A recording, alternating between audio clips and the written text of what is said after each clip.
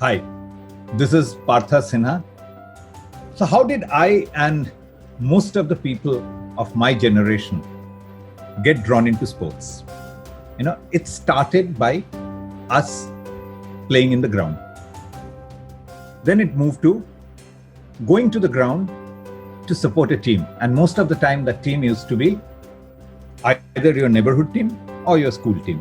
And then, of course, we graduated to bigger things like clubs and the national team. And then television happened in our lives.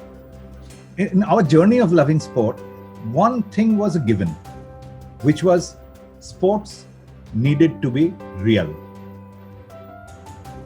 Why only real? The narrative of sports was a bit sacrosanct for us. Sports gave us real heroes. Skills won, power won, perseverance won. The drama of sports was written with values we held very close to our heart, and it was almost an escape from the real world where any which way most of these values we had compromised on, right? So if there was no place for something in sports with our generation, it would be simulation. We used to call it cheating. We never approved the simulation that Neymar Jr. did, or we never liked when a big batsman put pressure on the umpire through simulation. But if I look at my son's generation, their entry or their journey into sports is a little different. They started with telly and then quickly moved on to PlayStations. So play for us was an outdoor activity.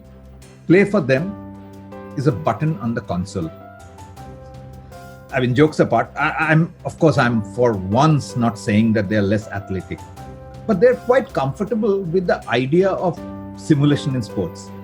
I have seen them playing FIFA or NBA on PS4, where they are not only controlling the players with their console, but many times I've seen them playing with this whole thing called manager mode.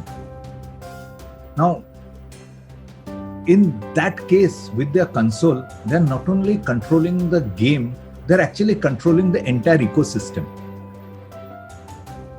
So for us, we were a part of the game, like we are an extended part of the game, though we are like kind of outside the main arena, but we are never in control.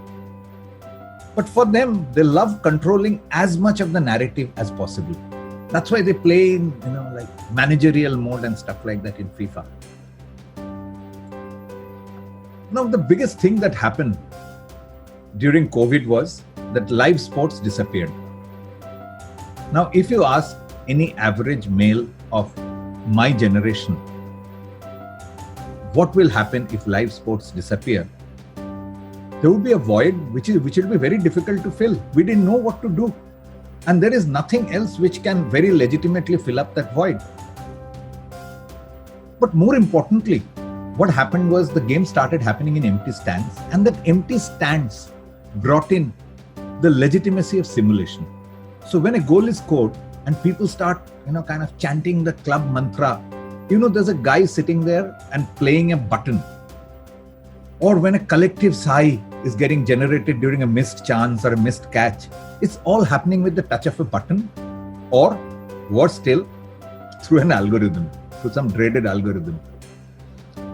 This is where my son's generation and my generation need to reconcile. The idea of fake being a part of sports narrative.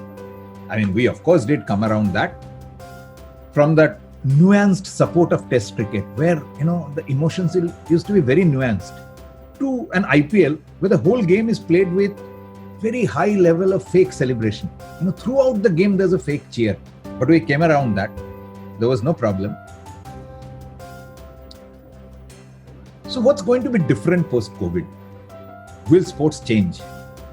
I don't think it's going to change dramatically, but the way the players used to draw from the spectators will change, and now they will draw from each other. That actually gives rise to a very interesting thing. It will accentuate the idea of what I call a COVID bubble. I mean, you can see clearly the people who matter, the players, the coach, the people who are in the bench, they all are COVID tested. They know that there is no COVID in that bubble, and they are playing contact sports. The rest of the people, like fans, who actually don't matter, are advised not to get out of the house. So, there is a set of people who live inside this bubble, and there's a set of people who don't. And you can call it COVID bubble or maybe COVID-free bubble. So people who matter would always be inside it, and people who matter less would be living outside it. The truth is, we may see it in sports very evidently. It's happening everywhere.